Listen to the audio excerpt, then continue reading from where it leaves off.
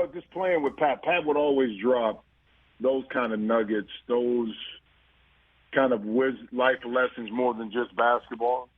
Fiery. I mean, it was unbelievable. I was blessed. I say this all the time about young players, that they had an opportunity to play for Pat Riley or Spoelstra early in their career, just to lay the foundation of what the game is, how to be a pro, and how to look at the approach of being a pro basketball player, how that lays it out for whatever you do post playing for Miami. Because you look at things differently at other teams, like, no, you know, that's really not the way you should approach it. This is really not the way you should do it. And then maybe you'll say, well, no, you know what? It's very similar to what Pat would do, or the organization, or where they, you know, conduct business. But it was, Pat was the kind, Rich, that in practice would just beat you up, right? But then later on would buy you dinner. But then the next day may not talk to you. So what? He always kept you off balance, man. Okay. I'll pull on that string. What do you mean by that? Give me I think you just gave me examples, but give me the exact scenario you're talking about. Well, like one time we were at practice, headed to Toronto to play, and I mean, he was just on us, right? I mean, now back then we had like 2 to 3 hour practices, and I think maybe the game before we didn't play well, and he was just, I mean, we were basically doing fundamental stuff, taking charges, passing drills, box out drills, just everything.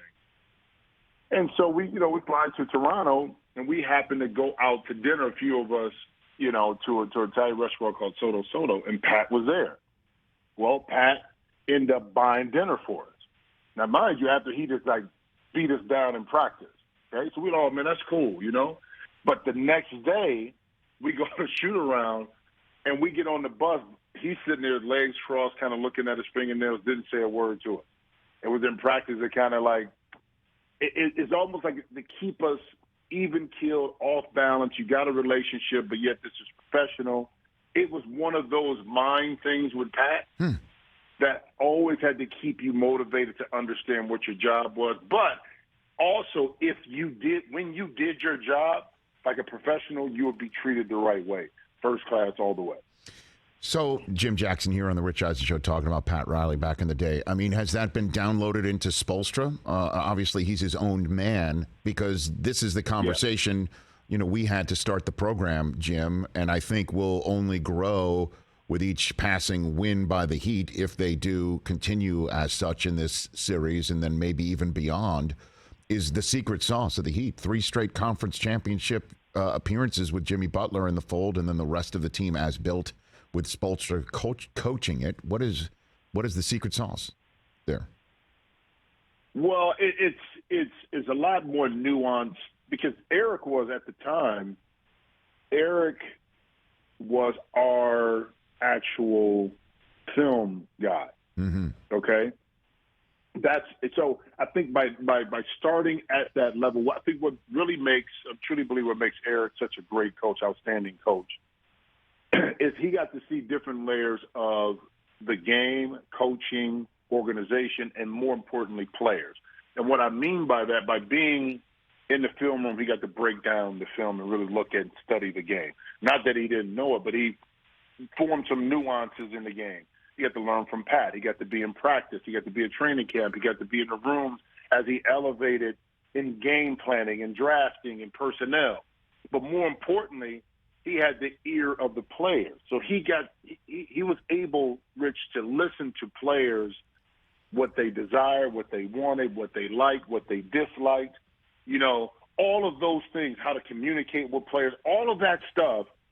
Think about learning that and then being elevated into a situation where now you're a coach. So you downloaded all of this information. Now, how you put it together in regards to a game plan, and that is something different. But I think being able to be groomed from the bottom all the way through has allowed Eric Spoelstra to have a keen insight into personalities and how to handle high, I would say, caliber individuals like LeBron James and D. Wade and stuff like that, to a Gabe Vincent, to a Duncan Robinson, because Eric was in that situation, even though he was drafted, but he was in the second round. You know what I mean? So he can relate to sides of the spectrum and players and communicate with those young men as well. And I think that's what makes him such an outstanding coach.